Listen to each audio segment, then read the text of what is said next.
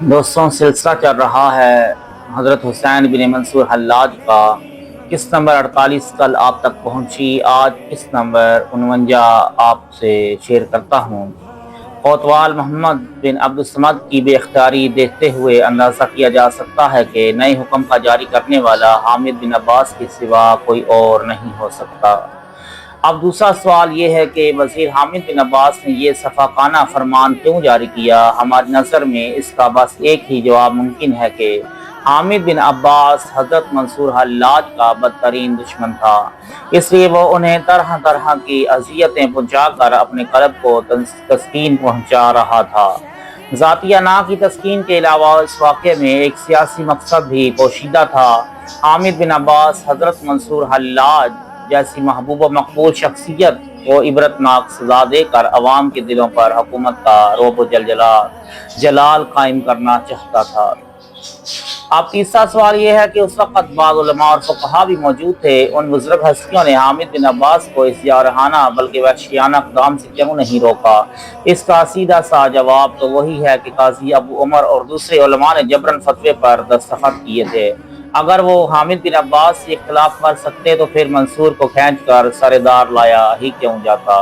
وہ اس لمحے میں بھی خاموش تھے جب حضرت منصور حلاج کی موت کا فیصلہ سنایا جا رہا تھا، اور اس وقت بھی ان کی زبانیں بند تھیں جب حضرت منصور حلاج کو قتل کرنے کا حکم جاری کیا جا رہا تھا۔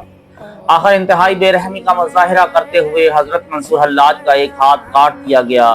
پھانس یا کانٹا چبھ جانے پر بھی بہت سے لوگوں کے منہ سے ہلکی سی چیخ نکل جاتی ہے، مگر اس مرد خدا نے اپنے جسم کا ایک حصہ الگ ہو جانے پر اف تک نہ کی، بلکہ اسی وارفتگی کے ساتھ جو اہل عشق کا شیوا ہے مدرجہ ذیل اشعار پڑھے۔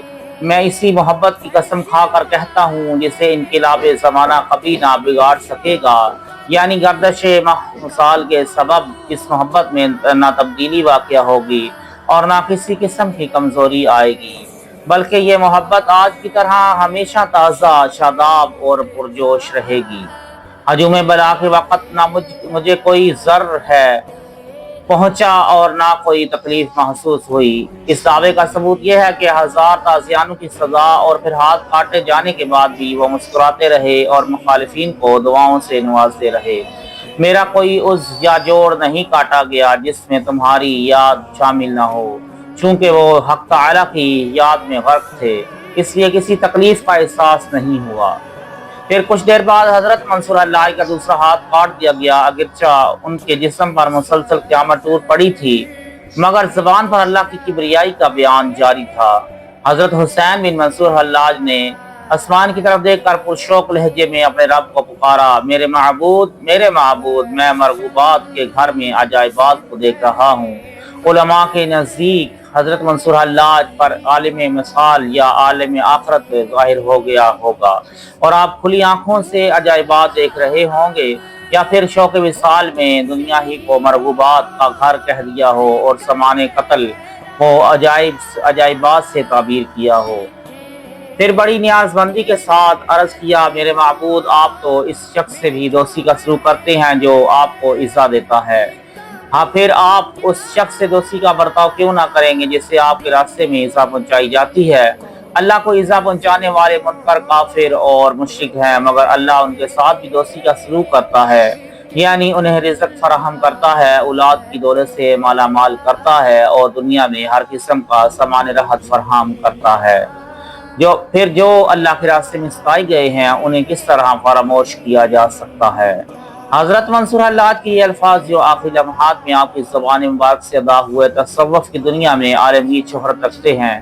کئی صدیاں گزر جانے کے بعد فارسی کے مشہور بزرگ شاعر شیخ مصلح الدین سعدی نے اسی مضمون کو اپنے شعر میں اس طرح ادا کیا، اپنے دوستوں کو کس طرح محروم رکھے گا جب تو دشمنوں کے ساتھ بھی مہربانی سے پیش آتا ہے۔ یہ قول بھی حضرت منصور حلاج کی وحدانیت پرستی پر کھلی دلیل ہے، مگر علماء بغداد کو اتنی فرصت نہیں تھی کہ وہ ان کے دلائل کو سنجیدگی کے ساتھ سنتے اور ان کے اقوال پر غور کرتے۔ جب قتل کے فتوے پر دستخط کیے جا رہے تھے تو حضرت منصور حلاج نے پوری وضاحت کے ساتھ اپنا عقیدہ بیان کیا تھا۔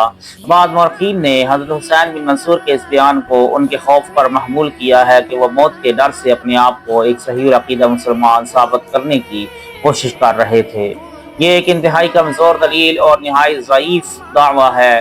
حضرت منصور حلاج پر کوئی بھی الزام عائد نہیں کیا جا سکتا ہے، مگر یہ بات نہیں کہی جا سکتی کہ وہ موت کے خوف سے اپنا بیان تبدیل کر رہے تھے۔ دنیا میں ایسے بہت کم لوگ گزرے ہیں جن کے نزدیک موت ایک دلچسپ کھیل سے زیادہ حیثیت نہیں رکھتا تھا۔ حضرت منصور حلاج نے اپنی عمل ثابت کر دیا کہ وہ کسی خوف کے زیر اثر علماء کی جماعت کے سامنے اللہ کی وحدانیت، سرور کونین صلی اللہ علیہ وآلہ وسلم کی رسالت اور اصحاب عشرہ مبشرہ کی فضیلت پر گواہی نہیں دے رہے تھے۔ ان کی پوری زندگی بے باکی اور شجاعت کی اعلیٰ ترین مثال تھی۔ سندھ کے مشہور بزرگ حضرت لال شہباز قلندر کے نام سے فارسی کی یہ غزل منسوب ہے، جسے سن کر صوفی اور غیر صوفی سبھی وجد میں آ جاتے ہیں۔ میں نہیں جانتا کہ جب دیدار کا مرحلہ آتا ہے تو میں کبھی کیوں رقص کرنے لگتا ہوں۔ بات کچھ بھی ہو مگر مجھے اس پر ناز ہے کہ میں اپنے دوست کے سامنے رقص کرتا ہوں۔ اسی غزل کا مشہور شعر جس سے عشق کی وارفتگی اور تسلیم و رضا کی انتہائی کیفیت ظاہر ہوتی ہے۔ تو وہ قاتل ہے کہ دنیا کو تماشائی دکھانے کے لیے میرا خون بہاتا ہے، اور میں وہ بسمل ہوں کہ خون آشام خنجر کے نیچے رقص کرتا ہے۔